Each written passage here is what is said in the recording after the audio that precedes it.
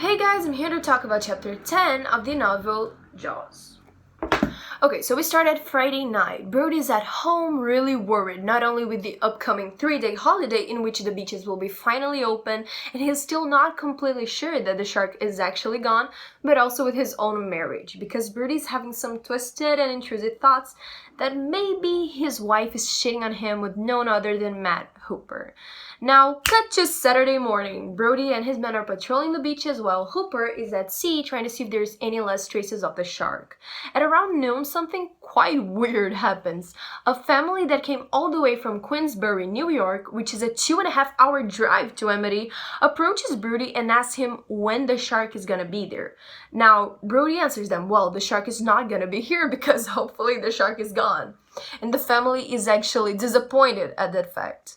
And a little bit later on, Hendrix reports to Brody that there's someone in the main street that's apparently selling Shark Beach tickets, which are tickets that the person says you need if you want to go to the beach and see the shark. Now, not only is that wrong because they don't need that, it also gives us an interesting perspective as to how now the shark is attracting people to the city, while before he was repelling them from there. Now, there were some TV people at Amity.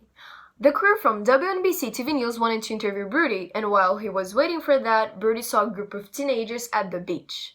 One of them offered $10 to any of the others that would actually go inside the water, and someone from the group, named Jimmy, accepted it. Jimmy gave a quick interview also to WNBC TV News and started swimming. While that's happening, Hooper calls Brody, telling him that he saw a big shadow in the ocean and that it might be the fish.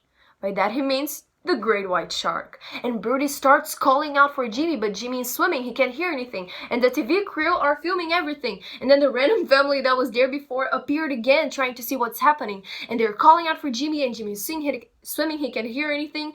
And then there's a point where he's far away from the shore and he turns back and he realizes there's something wrong. So the kid starts swimming back and he starts swimming back, and the waves are pushing him, and there's a fin. People can see a fin from the great white shark cutting through the waves going towards the boy. But thankfully, Brody is able to get him out of the water before anything bad happens. Right after that, the chief of police calls his men and tells them to close the beach immediately. And then he says to the press that it is not safe to go back to swimming in Amity.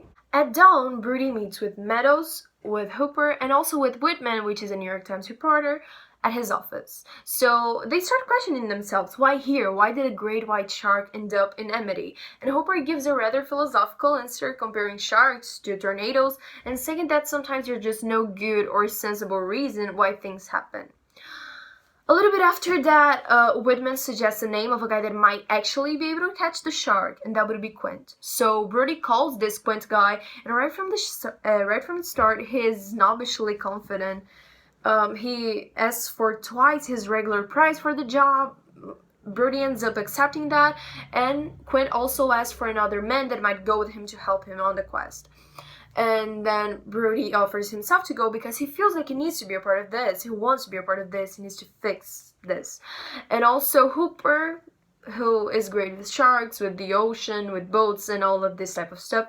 Although Brody isn't really comfortable with the idea of being on a boat with Hooper because at first he doesn't really like Hooper, but also Hooper would outsmart him in basically everything. On the other hand, he might actually find out if Aline cheated on him or not. So they decide they're going to go on Monday to try to catch the fish, and the name of the boat, Quint's boat, is Orca, which is kind of ironic since orcas are actually known, the creature orca is actually known for eating baby white sharks. When the meeting ends, Brody finds out that Eleanor Vaughn, Larry's wife, had called.